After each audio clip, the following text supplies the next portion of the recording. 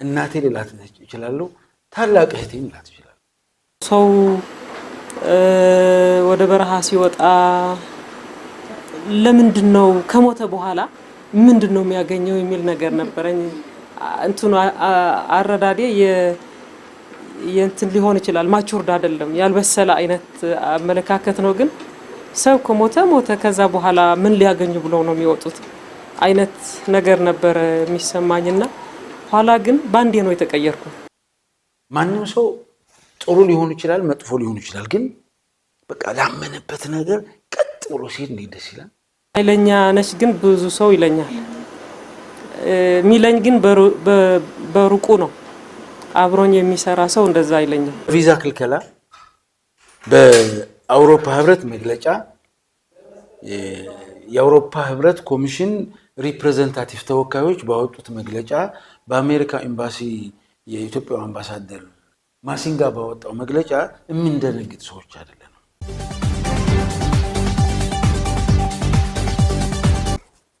ሰላም ክቡራንና ክቡራን የታይም ሚዲያ ነው ዛሬ ከተስፋዬ ታደሰ ጋር ስለ ፕሪቶሪያ ስምምነት አስመልክተን አንዳንድ መረጃዎች ወደ እናንተ እናደርሳለን መልካም ቆይታ እሺ ተስፋዬ የአውሮፓ ህብረትና የአሜሪካው አምባሳደር ባወጡት መግለጫ ወይዘሮ ፈትለወርቅ ምላሽ ሰጥተዋልና በዚሁ ዙሪያ ያለህን አንዳንድ መልከታዎች ብታስረዳ አሁን የወይዘሮ ፈትለወርቅ የህወሓት ማዕከላዊ ኮሚቴ ከዛ የህወሓት ጽሕፈት ቤት ኃላፊ ናቸው በትግራይ ውስጥ ካየናቸው በቃ ማለት አንዳንድ ጊዜ ስላለመድ በሽተኞች አይደለም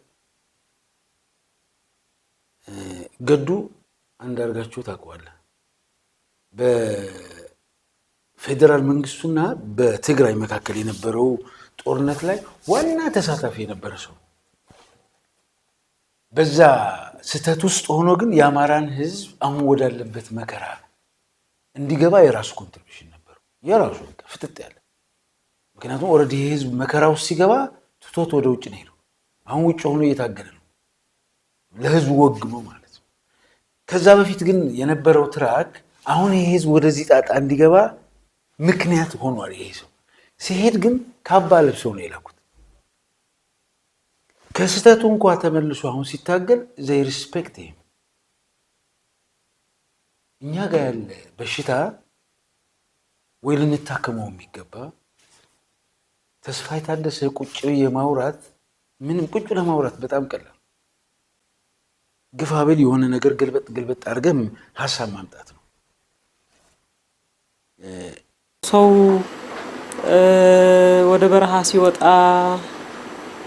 ለምንድነው ከሞተ በኋላ ምንድነው የሚያገኘው የሚል ነገር ነበረኝ እንትኑ አረዳዴ የእንትን ሊሆን ይችላል ማቹርድ አይደለም ያልበሰለ አይነት አመለካከት ነው ግን ሰው ከሞተ ሞተ ከዛ በኋላ ምን ሊያገኙ ብለው ነው የሚወጡት አይነት ነገር ነበር የሚሰማኝና ኋላ ግን ባንዴ ነው የተቀየርኩት ኃይለኛ ነሽ ግን ብዙ ሰው ይለኛል ሚለኝ ግን በሩቁ ነው አብሮኝ የሚሰራ ሰው እንደዛ አይለኝም በወይዘሮ ፈትለወርቅ ደረጃ በዚህ ልክ ስሟ እየጠፋ ያረገችውና ያላረገችው እየተነገረ ከዛ አንዳንዱ እናት ያለው ሁሉ አይመስልም እሷን የሚያዋርድበት መንገድ ከሰው ተራ የወረደ ንግግር የሚናገር ትሰማለህ ቢያንስ ግን ነው ቢያንስ እኔ እንደ ትግራዋይ በማንነቴ ኮርቼ ስለ ህዝቤ በማንነቴ ኮርቼ ስለ ራሴ በልበሙነት እንደወራ ህዝቤ ለሚደርስበት መከራና ስቃይ እሷን ተምሳሌት አድርጌ እንድታገል ህዝቤን እንድወድ እኔ በጣም የማደንቃት ጠንካራ ሴት ናት እንደ ሰው ተስፋዬ ታደሰ ማአት ዝርክርክ ችግር አለብኝ እኔ እንደ ሰው እያንዳንዱ ሰው የራሱ ማአት ችግር አለበት እያንዳንዱ ሰው ስለ ችግሩ እናወራ ብንል ፕሮፌሰር ነኝ በለ ዶክተር ነኝ በለ ልሂቅ ነኝ በለ ስለሱ ችግር ካወራን 30 የተጨባጭ ሆነ ማለት ዝም ብሎ ይሄ የስማ በለው ወሬ ምናምን አይደለም 30 ችግር እናወጣበት እንችላለን ስለዚህ በመጀመሪያ ደረጃ እኔ ለዚች እናቴ ልላት እችላለሁ፣ ታላቅ እህቴም ልላት እችላለሁ። ማንም ሰው ጥሩ ሊሆን ይችላል፣ መጥፎ ሊሆን ይችላል። ግን በቃ ላመነበት ነገር ቀጥ ብሎ ሲሄድ እንዴት ደስ ይላል። ስህተት እኮ ሊሆን ይችላል ማዕሹ ያዝከው አቋም፣ አንተ እስከገባህ ድረስ ግን እማትወላወል ለዛ ላመንክበት ነገር እውነተኛ ታማኝ ታጋይ ሆነ ስትሄድ አቋም ማለት ሲሞቁ መዝለል ሲበርድ መውረድ ሳይሆን በያዝከው ነገር ባለ ይበቃ ማለት ነው። አንበሳ። ስለዚህ አቋም ሲመችህ እስክስታ ልትወርድበት ሲሞቅህ ማለት ነው። ከዛ ፈተናዎች ሲበዙ ልትዝረከረክ ከሆነ ይሄ በቃ ወጥነት የሌለው እንደዚህ አይነት ሰው የማይረባ ሰው። እሷ ጋር ያየሁት ኳሊቲ ግን ይሄ ነው። ባመነችበት መስመር አስብ። ከልጅነት ጀምረ እስከ አሁን ድረስ ከአንድ ቤት ውስጥ 6 እና 7 ወጥተዋል። መስዋዕት ከፍለናል። የወንድሞቼ ብቻ ሳይሆን የነዛ በረሃትቻቸው የመጣው የትግል ጓዶች አደር አለብኝ ብለህ የገንዘብ ችግር የለብህ፣ ምንም ችግር የሌለብህ ሰውዬ ኖ ዓላማ ይበልጣል ብለህ በዚህ ልክ ስትሄድ እኔ ከአንተ የምማረው ነገር አለ፣ ከዚች ጀግና እኔ የምማረው ነገር አለ ነው። እንደ ሰው ችግር ላይ የለባትም እያልኩ ጻድቅ ናት እያልኩ ግን አይደለም። ሰው ግን የሚለካው በአቋሙ በዓላማ ጽናቱ ነው። በዚህ ረገድ እኔ በጣም ነው ማደንቃት። በጣም እንደሱ አይነት ሴቶች ይብዙ ትግራይ ውስጥ ነው የምለው። ቁጭ ብለህ ልታናግራት ችግር የለባትም። የተጠየቀችውን በአግባቡ የምትመልስ አይከናት የትግራይ ለእኔ የእናቶቻችን የነዛ ጠንካሮች እናቶቻችን ተምሳሌ አርጌ ነው ወስዳት። መልስ ሲሰጥ ሰምተሃት ከሆነ እኛ ነን በቪዛ ክልከላ በአውሮፓ ህብረት መግለጫ የአውሮፓ ህብረት ኮሚሽን ሪፕሬዘንታቲቭ ተወካዮች ባወጡት መግለጫ በአሜሪካ ኤምባሲ የኢትዮጵያ አምባሳደር ማሲንጋ ባወጣው መግለጫ የምንደነግጥ ሰዎች አይደለም። መግለጫዎቹ ከሚስ አንደርስታንዲንግ እና ከአድሎ የሚመነጩ ናቸው። ከህዝባዊ ግንና ከዓለም አቀፍ የሰብአዊ መብት ፕሪንሲፕልስ ያፈነገጡ ናቸው። ስለዚህ እኛ ቪዛ ስለተከለከል ትግላችን እናቆማለት ማለት አይደለም። የትግራይ ህዝብ ነፃነት የሚረጋገጠው አሜሪካ በምትሰጥህ ቪዛ አይደለም፣ ወይ የአውሮፓ ህብረት ኮሚሽነር ሪፕሬዘንታቲቭ ተወካዮች በሚያወጡት መግለጫም አይደለም፣ በሚሰጡህና በሚነሱ አይደለም። አገር የፈረሰችው አየህ ቪዛ ከለከሉኝ ብለህ የምትፈራ ከሆነ አውሮፓ ህብረት ኮሚሽን ይሄን አወጣ ያልክ የምትፈራ ከሆነ የሆነ ማሲንጋ የሚባል አምባሳደር just to say this sorry to say that ብሮከር የሚመስል ሰው ባወጣ ቁጥር የምትደነግጥ ከሆነ ጠቅላይ ሚኒስትር መለስ ዜናዊ ህይወታቸውን መንግስተ ሰማያት ያስቀምጥልኝና ይሄ ሁሉ መከራ አይኤምኤፍ አሜሪካ ምን ያልፈተኑ ያልሞከሩት ነገር እኮ የለም። ግን የአገርን ሉዓላዊነት ህዝብህን ማታስደፍረው በእንደዚህ አይነት ደብዳቤዎች የምትዝረከረክ ከሆነ አገር ትሸጣለህ። አሁን እየሆነች እንዳለችው ማለት ነው። ህዝብህንና አገርህን የምትወድ ከሆነ ግን በእንደዚህ አይነት ደብዳቤዎች አይደለም የምትዝረከረከው። ትልቁ ጨዋታ ዓላማህና አቋምህ ላይ ነው። ምንድን ነው አንተ የምትፈልገው? ስለምትፈልገው ነገር ግልጽ የሆነ ነገር አንተ ጋር መኖር አለበት። ስለዚህ ከዚህ ተነስታ ነው እኛ በዚህ መግለጫ ምንም የምንዝረከረክ ሰዎች አይደለም። ትግላችንን አጠናክረን ነው የምንቀጥለው። የትግራይ ህዝብ ደግሞ በቪዛ ክልከላ በሌሎች ደብዳቤዎች አይደለም ነፃነቱን የሚያረጋግጠው። ለምሳሌ ልንገርህ፣ አብይ ኢትዮጵያን ሲያፈርስ በምን ጀመሩ? በትግራይ የጀመረው የኢትዮጵያን የማፍረስ ፕሮጀክት አለው። አሁን እዚች ሀገር ውስጥ የተፈጠረው መከራ አቦይ ስብሐት ከያየሰው ሽመልስ ጋር ኢንተርቪው ሲያደርጉ ሰምታቸው ከሆነ ማለት የብአዴን አመራሮች 27 ዓመት ተላላኪ ነበር ይሉ ነበረ እና ተላላኪው ነው ወይስ ላኪው ነው ችግር ያለበት? አሁን የያየሰው ሽመልስ ስታንድ ላኪው ነው ችግር ያለበት የሚል ስታንድ ነው የነበረው። አቦይ ስብሐት እንደገና ኖ ላኪውማ በዓላማው ነው የሚልከው፣ ያ ልክ ያልሆነ ብልሹ ተላላኪው ነው። አሁን ኢትዮጵያ በተላላኪዎች ትግራይን በማፍረስ ኢትዮጵያን የማፍረስ ፕሮጀክት ይዘው መጥተው ነው አሁን እዚህ ጋር ያደረሱ። ታስታውስ እንደሆነ የኦህዴድ ብልጽግና መሪው አብይ አህመድ ወደ ስልጣን ሲመጣ ሁሉን ስልጣን በጣም ሰላማዊ በሆነ መንገድ ነበር የተረከበው። ሰላማዊ ነው በሆነ መንገድ። እንደውም ፓርላማ ላይ ታስታውስ እንደሆነ ያቺ በህገ መንግስቱ ሲምልና የኢትዮጵያ ባንዲራ ሲረከብ የተናገረው ላስታውስ። ኢህአዴግ ወይም ህወሓት ይላል ታንኩም ባንኩም ስልጣኑም እጁ ላይ ያለ በዲሞክራሲያዊ መንገድ በሰላማዊ መንገድ ስልጣን ሲያስረክበን ይሄ ድርጅቱ በዲሞክራሲ አስተሳሰብ ላይ ያለውን አቋም ነው የሚያሳየው። እነዚህ ሰዎች ዲሞክራቶች ስለሆኑ የዲሞክራሲያዊ አስተሳሰብ ባለቤቶች ስለሆኑ ነው በዚህ በሰላማዊ መንገድ ስልጣን ያስረከቡን። አሁን ምን ይሉሃል ተመልሰው እነዚህ አገር አፍራሾች ባንክና ታንክ እነሱ ጋር ያለ ስልጣን እነሱ ጋር ያለ አሁን ይሄ የኦህዴድ ብልጽግና የሚያደርገውን ወንጀል መፈጸም ከባድ ነው እንዴ? ቀላል እኮ ነበር አይደል? አንተ ባንክና ታንክ ስልጣን ይዘህ በሰላም ስልጣን ስታስረክብ ይሄ ሁሉ የሰላም ርክክብ ምንድን ነው መልእክቱ? አገር እንድትበጠበጥ አልፈልግም እኮ። ለውጡ የሚፈለግ ከሆነ ይሄ ለውጥ ወደፊት ነው መሄድ ያለበት። ለለውጡ እኔ መተባበር አለብኝ። ሰላማዊ በሆነ መንገድ ህዝቤን ሳልረብሽ አገር ሳላፈርስ ብለህ ስልጣን ከሰጠኸኝ በኋላ ስልጣን የያዘው ሰውዬ በማግስቱ ማለት ነው ይህችን አገር በዚህ ልክ ብትንትኗን ሲያወጣት በምን ሂሳብ ነው የራሱን ኃጢአት ለአንተ ሊሰጠህ የሚያስበው? ቢኮዝ የኦህዴድ ብልጽግና ትግራይን በማፍረስ የሚጀምር ኢትዮጵያን የማፍረስ ፕሮጀክት ከውጭ ተገርዶ ተሸክሞ የመጣ ግሩፕ ስለሆነ ነው።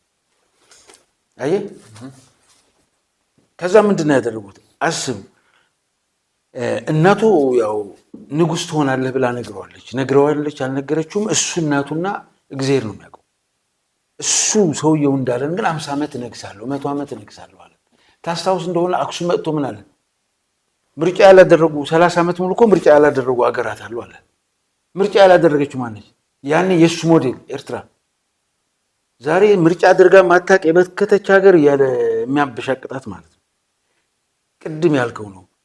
ዓላማ ማለት ሲሞቅህ እስክሳ የምትወርድበት ሲበርድህ የምትሸማቀቅበት አይደለም።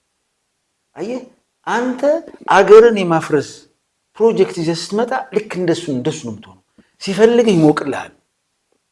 አኝኮ ከጨረሰ በኋላ አታስፈልገውም። አንተ የኤርትራን መንግስት እኛን ለማፍረስ የእሱን ንግስና ለማንገስ ኤግዘምፕለር ያደረገው ከኤርትራ መንግስት የመሰለ የለም። 30 ዓመት ሙሉ እኮ ምርጫ ሳያደርጉ እኮ ኖረዋል አለ። ደብረጽዮን እና እሱ አንድ ላይ ቁጭ ብሎ ነው ይሄን ያወራው። ይሄን ካደረገ በኋላ እኔም ምርጫ አላካሂድም አለ። ኦፍኮርስ አብዛኛው ጊዜ እኮ በተላላኪ መንግስት ያለውን እንትን በዚህ ሀገር አንድ የማይሆን ባህል ሰፍኗል። ተላላኪነትና ውሸት። በተላላኪነት መሀል ምን አለ መሰለህ? ማን ምን አለ እንጂ እኔ ምን አልኩኝ የሚለው ነገር አይሰራም። እስኪላክላቸው ቃሉ እስኪላክላቸው መልእክቱ አሊያም ፕሮጀክቱ እስኪላክላቸው መጠበቅ ነው። ከዛ መላላክ ነው። አብዛኛው ጊዜ በኢትዮጵያ አሁን የሰፈነው ውሸትና ተላላኪነት ስለ ትግራይ ጉዳይ፣ ስለ ኢትዮጵያ ጉዳይ አብዛኛው የሚወራው አሜሪካ እንደዚህ ያለች፣ ቱርክ እንደዚህ ያለች፣ ቼኮስሎቫኪያ እንደዚህ ያለች። ኢትዮጵያ ምን አለች ነው? እንደ ኢትዮጵያ በህብረት በአንድ ሀገር እየኖርን ነው። ስለ ትግራይ አቋም የትግራይ አመራሮች ስለ ትግራይ ያወራሉ። የኢትዮጵያ አመራሮች ግን አብዛኛው ስታያቸው ሌሎች ሀገራት ስለ ኢትዮጵያ ምን እንዳሉ ብቻ ነው የተጠመዱት። በዚህ ሀሳብ ነው የተጠመዱት። የተላላኪነትና የውሸት እንትን እንደተጣወታቸው የምታውቀው በዚያ እንትን እውነት ነው። በዛ ላይ ደግሞ ሪሰርች የሚያደርጉት አብዛኛው ጊዜ የኤርትራን ምርጫ ለማድረግ የ30 ዓመትን እንትን ሪሰርች አድርጎ በምርጫ ማጭበርበር ታገኘዋለህ። በተጨማሪም የውል አፈራረስ ሂደቶች አጥንቶ በውል ታገኘዋለህ። አብዛኛው ጊዜ የአብይ አህመድ የሚያሳብቀው ምንድነው? ቀድሞ የሚናገረውን ነገር ቀጥሎ እንደሚያደርገው ነው። እውነት ነው። አሁን እዚህ ጋር መመሰለ ማለት የፈለኩት እኔ አንተ አገር ስትመራ መንፈስ የተላላኪነት መሆን የለበትም። ጠቅላይ ሚኒስትር መለስ ዜናዊ እኔ አንዳንድ ጊዜ እኚህን ሰው ሳስብ ያው ማለት የራስህ መሆናቸው ደስ ይላል። ከእድሜ ቀንሰህ ትንሽ ሰጥታቸው አገር የሚያድን እድሜ ኖሯቸው ቢሆን ብለህ ደግሞ ታስባለህ። ማለት ከራሱ ፍላጎት ከቤተሰቡ ፍላጎት ወጥቶ የአገር እንባና መከራው ያደረገ ሰው እድሜ ልኩን ለዚች ሀገር እያሰበ ጫፍ ያደረሰ የሚገርም ፍጥረት ነው እና ከዚህ ሰው የምትማረው ነገር አለ። እኔ መንፈሳዊ ቅናት አለብኝ። 1/10 የዚህን ሰው ችሎታና እምነት በቃ ጥንካሬ ቢኖረኝ በቃ ሁሌ ፈጣሪ የምጠይቀው ይሄን ነው። ለህዝብ አገልግለህ ማለፍ በቃ መታደል ነው፣ እርግማን አይደለም። ህዝብህን አለማገልገል ግን መረገም ነው፣ ውርደትም ነው ሲጀመር። አገር ማለት ህዝብ ነው። አገርን ስትመራ ህዝብን እያሰብክ ነው የምትመራው። አገርን ያለ ህዝብ ማሰብ አይቻልም። ገባ? አሁን ኢትዮጵያን እመራለሁ ብለህ ትግራይን በማፍረስ የጀመርከው ኢትዮጵያን የማፈራረስ ፕሮጀክት አንተን መሪ ብሎ ለመቀበል ይቸገራል ሰው። ዓለምም ነው አሁን የተቸገረችው። አሁን አስብ፣ ንግስና ባርነት። አሁን ንግስናዬን የኤርትራን የ30 ዓመት ምርጫ ለማድረግ ምክንያት አድርጎ ነው የሚያነሱት። ሲፈልጉ ታሪክህን ያደምቁልሃል። የአንተ ታሪክ መድመቅ ያኔ ለነሱ ዓላማ የሚጠቅም ከሆነ ብቻ። ታስታውስ እንደሆነ ወደ ትግራይ ሲመጡ እኮ ኢትዮጵያ መኪና ያለ ሞተር እንደማትንቀሳቀሰው ሁሉ ኢትዮጵያ ያለ ትግራይ ትርጉም የላትም አልሃል። የትግራይ ህዝብ ወርቅ ነው አልሃል።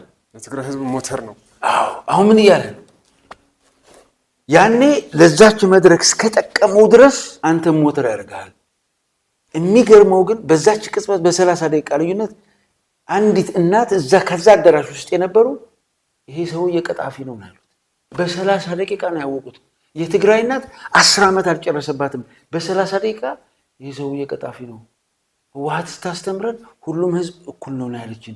አንዱ ወርቅ፣ አንዱ ሽቦ፣ አንዱ መዳብ ነው አላለችንም። አንዱ አልማዝ ነው አላለችንም። አሁን ይህ እናት የዚህን ሰውዬ ቅጥፈት በ30 ደቂቃ ውስጥ ከምን ተነስተው ከመርህና ከአቋም ተነስተው ከፕሪንሲፕል እከሌ ወርቅ ነው እከሌ መዳብ ነው አይባልም ከሚል ጠንካራ እምነት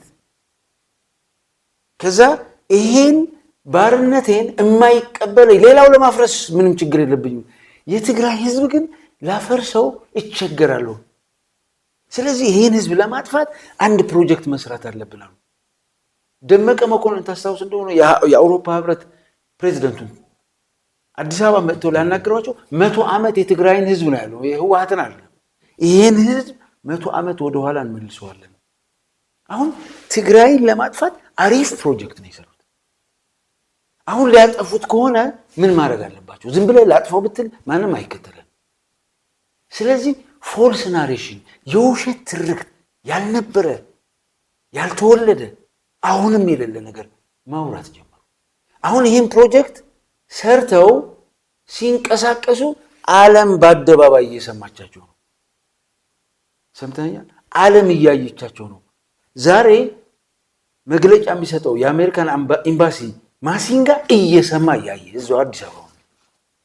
የአውሮፓ ህብረት ኮሚሽን እየሰማ እያየ እንደውም የኮሚሽኑ ፕሬዝዳንት እነዚህ ሰዎች የትግራይን ህዝብ 100 ዓመት ወደ ኋላ እንመልሰዋለን ብለው ነግረውኛል ቃል በቃል። አስብ፣ ይሄን እየነገራቸው መስማት ብቻ አይደለም የነሱ የህብረቱ ፕሬዝዳንት እየነገራቸው እንደዚህ ብለውኛል ለራሴ እያለ ከዛ ምን አደረጉ? የትግራይ ህዝብ 14 ሚሊዮን ነው። 14 ሚሊዮን ህዝብ መጥፋት አለበት። እንዲጠፋ ግን ምን እናርጋው? በዚህ ህዝብ ላይ የጥላቻ ፕሮፓጋንዳ በደንብ አድርገን መዘርጋት አለብን። አስበው 2013 ስለኛ ሲነገር የነበረውን አስብ። ዓለም እየሰማች እቺ አሜሪካ ዲሞክራሲ፣ የሰብአዊ መብት፣ የግለሰቦችን መብት አከብራለሁ የምትለው አሜሪካ ይሄን እየሰማች እነዚህ ሰዎች አረሞች ናቸው። ሩዋንዳ ላይ እንደተደረገው ማለት ነው። እነሱ ምን ነበር የሚባሉት? በረሮ ኮክሮች ነበር የሚባሉት። በረሮዎች፣ ሰውን በበረሮ ማለት ነው። እነዛኞቹ ደግሞ ረጃጅሞች ስለሆኑ ረጃጅም ዛፍ በሲምቦል ነበር የነሱ። አሁን እነዚህ ሚዲያዎች በጥላቻ ንግግር በእነዚህ ሩዋንዳ ላይ በነበሩ 2 ጎሳዎች ላይ በመቶ ቀን ውስጥ ከ800,000 እስከ 1 ሚሊዮን ህዝብ ነው ያለቀው በእንደዚህ አይነት ፕሮፓጋንዳ። እሷን ኮፒ ፔስት አድርገው ነው ያመጡት። የቢያፍራን ኤክስፒሪየንስ ነው ያመጡት። አውስትራሊያ ውስጥ ስለነበሩ ታዝሜኒያ ስለሚባሉ አንድ ሰው ሲቀር ድረስ ስላጠፏቸው ማህበረሰብ ኤግዛምፕል አድርገው ነው ያመጡት። ትግራይን ለማጥፋት ማለት ይሄ ትልቅ ፕሮጀክት ነው። ትግራይን በማጥፋት የጀመረ ፕሮጀክት ወደ አማራ ይሄዳል፣ ወደ አፋር ይሄዳል። ማን ላይ እንደሚያቆም አይታወቅም። ይሄ ምለ የኦህዴድ ብልጽግና ግን ትግራይን በማጥፋት ጀምሮ ኢትዮጵያን ለማፍረስ ፕሮጀክት ከውጭ ተሸክሞ የመጣ የባሮች ስብስብ ነው። ከዛ ምን አሉን? እንደ ቢያፍራ መጥፋት አለባቸው። አሁን ማንን ኤግዛምፕል አረጉ? ቢያፍራን። ማንን ለማጥፋት? የትግራይን ህዝብ። የቢያፍራን ታሪክ የዓለም ህዝብ ያውቃል። ዓለም እየሰማቸው ነው የተናገሩት። ከዛ ምን አሉን? የቀን ጅቦች፣ ጅብ ከሚበላ በልተው ተቀደስ፣ እንደ ፍየል ጠብሰን እንብላቸው። እነዚህ ሰዎች ከገሃነም የወጡ ስለሆኑ ወደ ገሃነም እንመልሳቸው። አሁን የትግራይን ህዝብ ለማጥፋት ለታሪክ እንደማይመቸው አድርገን 7 ሜትር ወደ ኋላ እንቅበራቸው።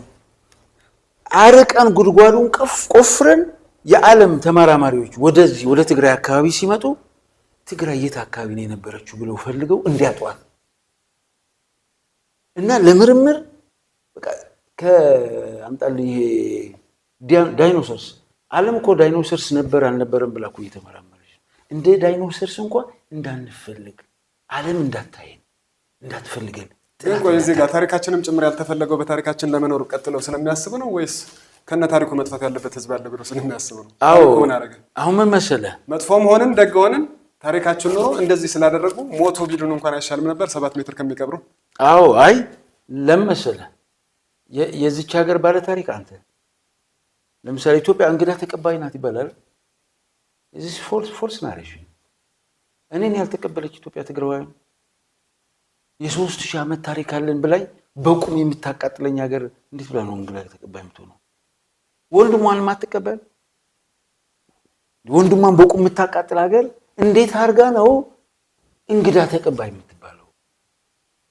በዓለም ታሪክ እኮ ሰው በቁሙ ተዘቅዝቆ የተሰቀለባት ሀገር በ21ኛው ክፍለ ዘመን እቺ ሀገር እኮ ነው። ሰው እንደዚህ እንደ በግ በቢላዋ ታርዶ ቤንዚል ተርከፍክፎ ተቃጥሎ በዳቦ እንብላ ወይስ በእንጀራ? የሰው ልጅ አስብ። የነበረው ናሬሽን ለምንድን ነው አንተ እንድትጠፋ የተፈለከው ነው ጥያቄው። አንተ በባህሪ ባርነትን ትጸየፋለህ። እሱ ብቻ አይደለም፣ የኢትዮጵያን ታሪክ ኢትዮጵያ የምትባል ሀገር በመስራት ዩ አር ኤ ኮር ስቴት። ትግራዋይ የሃይማኖት በለው የቁጥር በለው የዘመን አቆጣጠር በለው የፈለከውን አይነት አንድ ኔሽን ነው የሚያስብሉ ነገሮች በሙሉ ያሟላ ትግራዋይ። ስለዚህ ይሄን አንተ የኔ ነው ልትል ይሄ መጥፋት አለበት ይሄ ህዝብ። ስለዚህ ለዚህ ነው አንተንም ታሪክህን መጥፋት ያለበት። በቃ አንተን ያጠፋዋል፣ ታሪክህን ይወስዳሉ። አልነጋሽ እንዲወስዱት ነበርኩ። አክሱም ጽዮን እንዲወስዱ እኮ ነው 800 ተጋሩ አክሱም ጽዮን ታቦተ ጽዮን አትወስዱም ብለው እኮ ነው ታቦተ ጽዮን ለመጠበቅ ዋጋ ይከፍሉ። ታሪክህን እንዲወስድ እንጂ ፓን አፍሪካን አላየውም። የአድዋ ድል በዓል ብሎ አዲስ አበባ ፒያሳ የተሰራው ያ እኮ አድዋ ቦታው ላይ ተራሮቹ ጋር እኮ ነው መሰራት ያለበት። ታሪክህን ሲወስድበት እኮ ነው። የፈለክ ህንጻ በሰራ የአድዋ ተራሮች ግን ይናገራሉ፣ አፍ አላቸው። ገባ? ዓለም እስከሚሰማቸው ጥረት ጮክ ብሎ ይናገራሉ። አሁን ጅብ ከሚበላ በልተው ተቀደስ። እነዚህ አረሞች ናቸው። አረም ምንድን ነው? ይነቀላል። አረሞች ናቸው ማለት ይነቀሉ፣ ከስራቸው ይጥፉ እኮ ነው። አስብ፣ ይሄ ትልቅ ፕሮጀክት ነው። ወያኔ ከሚገዛን ሰይጣን ይግዛን። እኛንና ሰይጣንን አመዛዝነውስ ሰውና ከሰይጣን ሰይጣንን የመረጡ ቀሳውስት ግን በመግዛትና ባለመግዛት ውስጥ ብቻ ነው ብለህ ታስባለህ? ግዛቱን ይቅርብን ምን ብለን እንኳን ሀገር ገብተን ሀገራችንን ማስተዳደር ጀምረን ነበር። የስልጣን ጥማት አላቸው ብለው የሚያወሩ እነሱ ናቸው እንጂ እኛ አንድም ቀን የስልጣን ጥማት ኑሮን አያውቅም። እንደ ህዝብ መጥፋት ለሚፈልጉን ዋነኛው ምክንያቱ ቅድም የነገርኩህ እኮ ነው። አሁን የታሪክ ባለቤት አንተ ነህ። ስለ እስልምናና ክርስትና ከተወራ አንተ ነህ ቀድመህ የምትነሳው። ስለ ፊደል ከተነሳ አንተ ነህ ቀድመህ የምትነሳው። ዘአክሱም ኢምፓየር ባለቤቱ አንተ ነህ። የአክሱም ስልጣኔ ባለቤቱ አንተ ነህ። ትግራይ ውስጥ አንተ የአክሱም ስልጣኔ ባለቤት ለመሆንህ ማሳያ ምንም ሌላ ታሪክ አያስፈልግም። የትግራይ መሬት ቆፈር አድርግና ጠይቃት ትነግራለች። ምንም ያጣችው ነገር የለም። ስለ አክሱም ታሪክ መጽሐፍ ሳታነብ እሷ ራሷ ትተርክላለች። አክሱም ሄድ ይነግሩሃል። ጉሎ መኸዳ ሄድ ይነግርሃል። ማየባ ሄድ ይነግርሃል። እያንዳንዱ ይነግርሃል። የዚህ ሁሉ ባለቤት አንተ ነህ። ከዛ የሚገርመውስ አንተ ጠላቶችን ለመጣት ጊዜ የለህም። በጣም የሚገርመኝ ተአምር እሱ ነው። ያ ሁሉ ያደረጉንን የብልጽግና ወታደሮች ያ ሁሉ ያንጋጋው 20 ምናምን ሺህ ምርኮኛ መክረህ ዘክረህ ሂድ ትለዋለህ አንተ። ስለዚህ እኔ ወደሱ ሳይሆን መምጣት የፈለኩት የዓለም አጥኚዎች ለምርምር ወደማያገኙት ጉድጓድ ቀብረን ለዘላለሙ እናጥፋቸው። እነሱን ስታዩ በስመ አብ በሉ። እነዚህ ሰዎች ወደ ኮንሰንትሬሽን ካምፕ አስገብተን ከሌላው ማህበረሰብ ነጥለን ልናጠፋቸው ይገባል። ከዛ ምን አሉ? 95 እኛ ካልፈቀድንላቸው መኖር የለባቸውም። አሳውን ለማጥፋት ባህሩን ማለት አሁን አስብ። ይሄ ሁሉ ጥላቻ የዚህ ፕሮጀክት አንዱ አካል ነው። የሚያሳፍረው የዚህ ሁሉ ጥላቻ ተባባሪዎች ቀሳውስትና ጳጳሶች መሆናቸው የሰይጣን የአጋንንት ዕቅድ መሆኑን እነዚህ መስቀል የተሸከሙ ሰዎች የዚህ ፕሮጀክት ይሄ ሁሉ ሲሆንስ ዓለም እያየች ነው የምልህ። ዓለም እየሰማች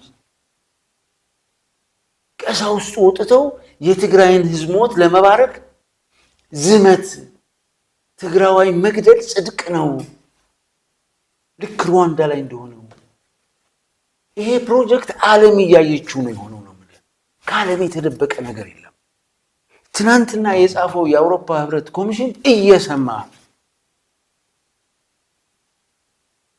የአሜሪካው በኢትዮጵያ የአሜሪካ ኤምባሲ አምባሳደሩ እየሰማ የተደረገ ነው። ከዛ ይህ ሁሉ የጥላቻ ፕሮጀክት ዓላማው ማንን ለማጥፋት ነው? 14 ሚሊዮን የትግራይ ህዝብ ኢትዮጵያ ውስጥ ያሉትን በሙሉ በየትኛውም የሥራ ዘርፍ ያለ ትግራዋይ እንዲጠፋ ነው የተፈለገው። ይሄ እቅዳቸው ነው። ከዚህ ውስጥ ስንቱን ነው ያሳኩት ብለህ ማየት ትችላለህ። በትግራይ ላይ ኢሚዲየትሊ ጦርነት ጀመሩ። ምንድን ነው የሆነው? ከምዕራብ ትግራይ የነበረው ህዝብ ወዴት ነው የተፈናቀለው? ወደ ሱዳንና ወደ ማዕከላዊ ትግራይ መጣ። በዚህ የ8 ወር ጦርነት ውስጥ ማለት ነው። 8 ወር በጣም አጭር እኮ። ህዳር ስንት ነው የጀመረው? 24 ጥቅምት 24 የጀመረ ጥቅምት 24 እስከ ሰኔ 21 እስክንገባ በዚህ 8 ወር ውስጥ ምንድን ነው የተፈጠረው? ከ1 ሚሊዮን ህዝብ በላይ 14 ሚሊዮን ብር ህዝብ እናጠፋለን ብለው አስበው እኛ በከፈልነው ዋጋ ምክንያት 1 ሚሊዮን ህዝብ አጥፍተናል ብለው አፋቸው ሞልተው ይናገራሉ። በእነሱ 14 ሚሊዮን የጥፋት አጀንዳ 1 ሚሊዮን ብቻ ነው አቺቭ የሆነው ነው። አሁን በእነሱ ሂሳብ 14 ሚሊዮንም ጠፍቷል። ነገርኩ እኮ ቅድም አርቀን ቀብረን ለታሪክም እንደማይሆኑ እናርጋቸው። በቃ እኛ እኮ በእነሱ ቤት ሞተናል እኮ የለንም እኮ አርቀው ቀብረውናል። እንደ ቢያፍራ ጠፍተናል። እንደ ታዝሜኒያ አንድ ሰው ሲቀር አጥፍተውናል እኮ በተግባርም እኮ አድርገውታል። 152,000 እናቶች በእነዚህ ነውረኞች የዘር ማጥፋት ፕሮጀክት መከራ ደርሶባቸዋል እኮ። ይሄ ማህፀን ዘር እንዳይቀጥል እኮ ተደርጓል። አስብ። የትግራይ ንብረት የሚባል በሙሉ ፋብሪካዎቻችን ተነቃቅለዋል። ቤተክርስቲያኖቻችን፣ መስጊዶቻችን እኮ ፈርሰዋል። ዋልድባ ገዳም የነበሩ የገዳም አባቶቻችን እኮ ተደፍረዋል እኮ ጺማቸውን ይዘው እኮ ጎትተዋቸዋል። ምዕራብ ትግራይ ያገኙት ትግራዋይ እጅና እግሩን አስረው ተከዜ ወንዝ ውስጥ አስገብተው እኮ ሱዳን ላይ ሬሳው እኮ ወጥቷል። ምን ያልተደረገ ነገር አለ? የዚህ የጥፋት ፕሮጀክት ዓለም እያየችው ነው ማለት። እኛ ደግሞ የመኖር መብት ስላለን ዝም ብለህ ቆመህ አትሞትም። አናኖርህም ብለው በፕሮጀክት ዲዛይን አድርገው በሚዲያ ተጠቅመው ከዛስ የኤርትራ ሰራዊትን ጋብዘው ሱዳን በላት ሶማሊያ በላት ኦልሞስት እነዚህ ሀገራት እና አዘርባይጃን እና ዩናይትድ አረብ ኤሚሬትስ እና ቱርክ እና እስራኤል የተሳተፉበት አንተ ከእግዚአብሔር ውጭ ብቻ የቆምክበት የዘር ማጥፋት ወንጀል አንተ ጋር ሲፈጸም ዓለም እየሰማች ማለት ነው። ዓለም እያየች ከዛ ይሄ ሁሉ ስታረግስ የትግራይ ዲያስፖራ ምን ያደርግ ነበር?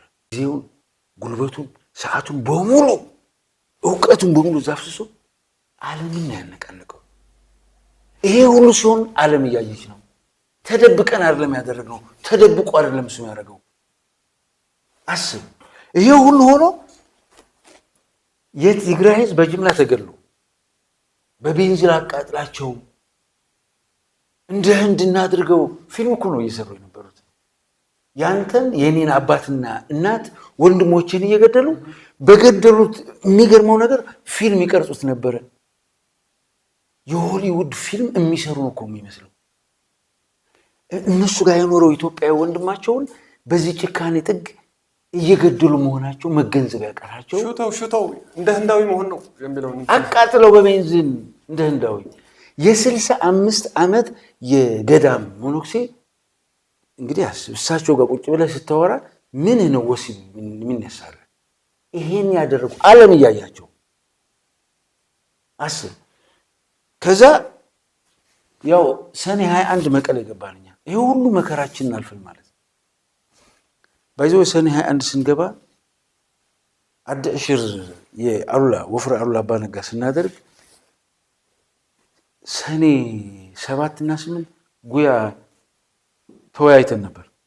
የኛ ክፍተት የኛ ጥንካሬና ጉለት የጠላቶቻችን ጥንካሬና ጉለት ተገምግሞ ነው በወታደራዊ መሪዎቻችን ወደዛ የተገባው።